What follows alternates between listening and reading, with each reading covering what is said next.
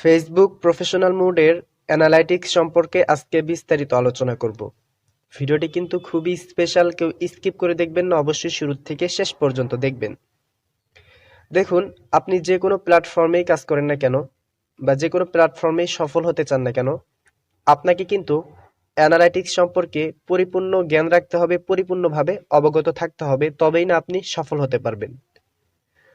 তো চলুন কথা দীর্ঘায়িত না করে মূল ভিডিওটা স্টার্ট করা যাক। এখানে আরেকটা গুরুত্বপূর্ণ কথা, অনেকের অ্যাকাউন্টে কিন্তু অ্যানালাইটিক্স অপশনটা নাও থাকতে পারে। তো আপনাদের অ্যাকাউন্টে কেন নাই, কি করলে পাবেন, সেটা কিন্তু ভিডিওর শেষে আমি বলে দিব। বাই দ্য ওয়ে, চ্যানেলটি যদি এখনো পর্যন্ত সাবস্ক্রাইব করে না থাকেন তাহলে প্লিজ চ্যানেলটি সাবস্ক্রাইব করবেন, আর ফেসবুক পেজ থেকে ভিডিওটি দেখে থাকলে অবশ্যই ফেসবুক পেজটি ফলো করবেন, লিঙ্ক ইন দ্য ডেসক্রিপশন। তো ফার্স্ট আপনারা থ্রি ডট মেনু এখানে ক্লিক করে দিবেন। ক্লিক করার পর প্রোফাইলে চলে আসবেন। প্রোফাইলে আসার পর টুল দেখুন, এখানে ক্লিক করে দিবেন। ক্লিক করার পর আরো ইনসাইট দেখুন, আপনারা এখানে চলে আসবেন। এখানে আসলে আপনাদের অ্যাকাউন্টের অ্যানালাইটিক্সটা ওপেন হয়ে যাবে। তো আমি গত 7 দিনটা সিলেক্ট করে দিচ্ছি। তো গত 7 দিনে আমার অ্যাকাউন্টের কি অবস্থা ছিল আমি এটা দেখাবো। দেন আপনারা চাইলে 14 দিন 28 দিন পর্যন্ত এখান থেকে দেখতে পারবেন। তো আপনারা সব দেখুন, এখানে ক্লিক করে দিবেন।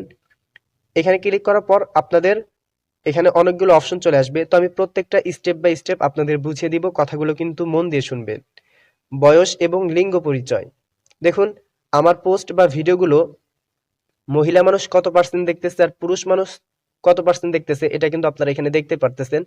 84% পুরুষ মানুষ আমার পোস্টগুলো দেখতেছে, আর 15% মহিলা, তারা কিন্তু আমার এই পোস্টগুলো দেখতেছে।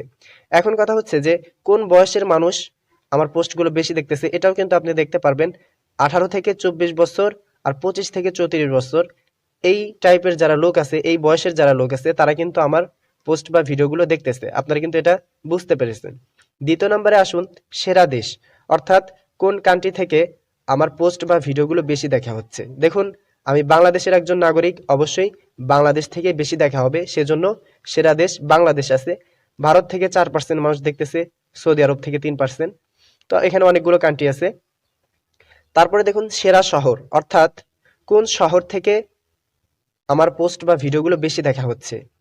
1 নম্বরে আছে ঢাকা ডিভিশন বাংলাদেশ, 2 নম্বরে সিরাজগঞ্জ রাজশাহী ডিভিশন বাংলাদেশ। এখানে অনেকগুলো সিটি আছে, আপনারা দেখতে পারতেছেন।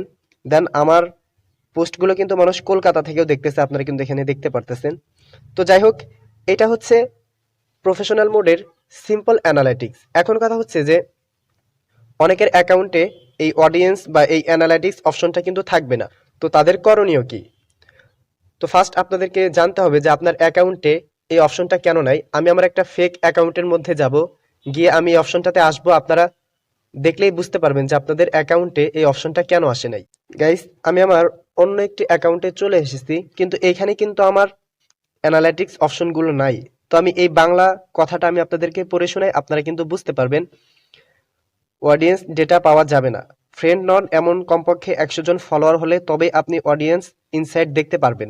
অর্থাৎ আপনার ফ্রেন্ড না, কিন্তু আপনাকে ফলো করেছে এমন 100 জন হলে কিন্তু আপনি এই অ্যানালাইটিক্স অপশনটা পাবেন, তার আগে পাবেন না। দেখবেন যে অনেকের অ্যাকাউন্টে 5000 ফলোয়ার্স আছে। এই 5000 ফলোয়ার্স কিন্তু তার অর্গানিক নয়, অর্থাৎ তার ফ্রেন্ড ছিল, ফেসবুক ফ্রেন্ড ছিল, তারা কিন্তু ফলোয়ার হিসাবে যোগ হয়েছে আর কি।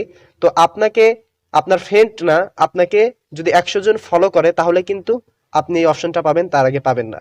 গাইস, আশা করি বুঝতে পেরেছেন। তারপরে যদি কোনো প্রশ্ন থাকে অবশ্যই আমাকে কমেন্ট বক্সে জানাবেন। সো সকলেই সুস্থ থাকুন, ভালো থাকুন, দেখা হচ্ছে নেক্সট ভিডিওতে। আসসালামু আলাইকুম ওয়া রাহমাতুল্লাহ।